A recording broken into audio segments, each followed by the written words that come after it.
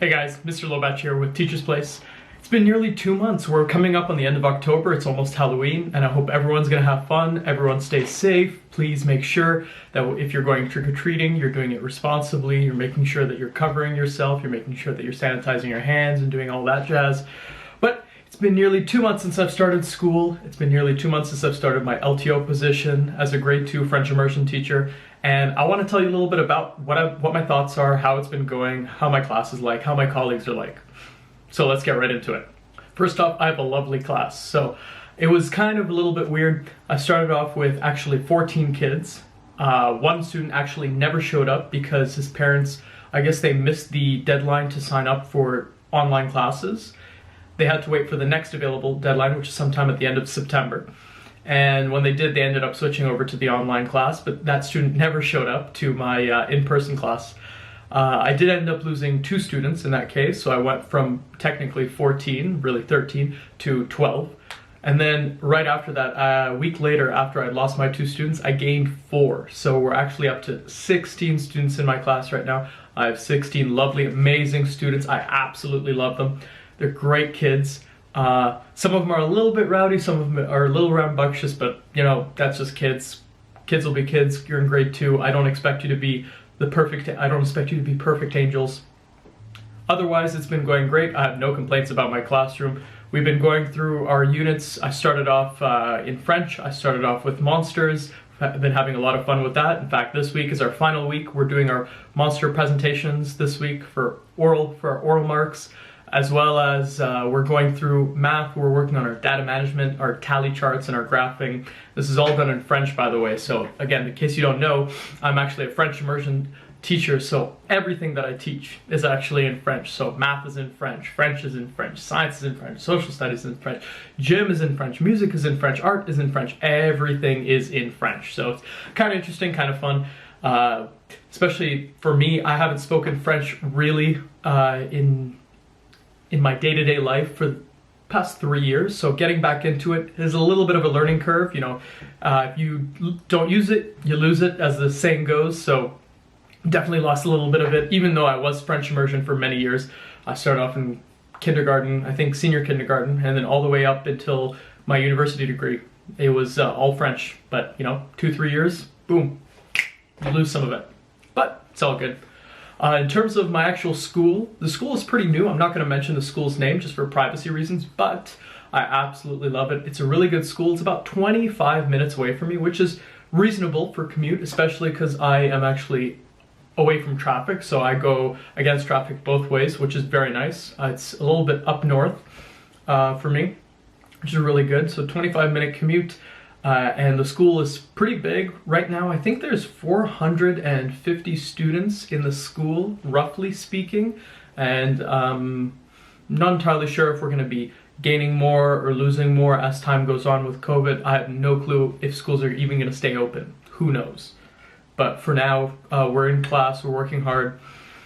And yeah, I absolutely love my school, and I absolutely love my team as well. So it's a little bit different in Canada than the UK. If you've seen my other videos before, you get to actually team plan in the UK. So all of you have the same prep time, and you all sit down and you team plan. So one person takes science, one person takes math, one person takes English, etc., etc.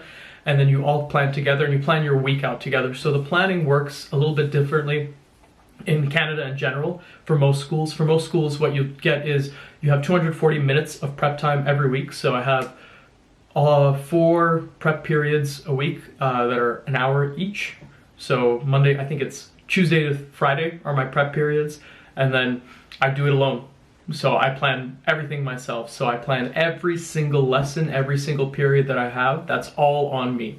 Now, obviously, if you have good colleagues like I do, and I highly recommend if you haven't asked, maybe sit down with your colleagues and talk about maybe doing a little bit of team planning. So we don't necessarily do that, but we do share a lot of resources. We talk a lot about what we're doing in class, what's working, what's not, and we talk about how we're planning stuff, and it's very collaborative in our class, or in our team. I think there's 3 other grade 2 classes, including my own, so that makes 4 in total, if I'm not mistaken. Other than that, the LTO is pretty interesting. I will be doing a video later on in December or January, somewhere around that time, and I'm going to be talking about my INTEP evaluation. And for those of you who don't know what that is, as a new teacher, within the first, I think, 4 months of teaching, especially if you have a long-term occasional position like I do, or if you have a permanent one as well, you get evaluated. It's essentially your principal or your vice principal or any of your colleagues coming in and evaluating your teaching practices, helping you out, making sure that you are following kind of protocols, guidelines, and assessing you as a teacher, essentially. And it sounds kind of scary, but it's kind of informal in terms of, you're not going to get fired if you do a bad job. It's not anything like that, but it is something that, I have to look forward to. I have to show that I can plan appropriately. I have to show that I can show the kind of standards that I'm keeping up in my class, the standards of education, the standards of lessons. I have to show whether or not I have my lessons prepped and planned for the actual day. I have to show my day binder. I have to show my unit plans. There's a lot of stuff involved, but as long as you're doing what you're doing as a teacher, it should be fun. And I'll go over my process of how I'm kind of doing all that stuff and how I'm getting ready for that when it comes closer. A lot of people are ahead of me in this process because theirs got paused in the previous year because of COVID. Sadly, theirs was pushed back in. I have a colleague who she was right at the end. She was about to finish her NTEP and then they had to pause it, and now she's kind of stuck, but she's the first one to go. So it's going to be interesting to see. And I'm probably somewhere in the middle-ish. So sometime in around January or February, as long as schools are still open, I will be doing my NTEP, and I'm excited to do that. So as a new teacher, you get it done within the first 4 months, I believe, or I think it's 4 months or 6 months, something like that. And then every 5 years, I believe there's an evaluation. Other than my actual teaching practices, I would like to let everyone know that this coming week or next week, I will be actually putting out a podcast, and it's going to be my first podcast ever. It's a podcast with one of my friends. She's going to be talking about her time working abroad. So I know that a lot of people are interested in people who work abroad as teachers, and I'm sure that you have a lot of questions, and hopefully we're going to answer some of those questions. So I worked in the UK and in China. She worked in France, and I'll have a few people on who have worked in different places throughout the world, and they'll talk about their experiences, how they got to working abroad, where they worked, what it was like, and all that kind of stuff. Maybe we'll even get into salaries and questions along those lines. So if you're looking forward to that, please leave a like and a comment, and if you'd like, please subscribe to the channel so you don't miss it. I hope everyone enjoyed this video, and I hope you have a great day. Bye-bye.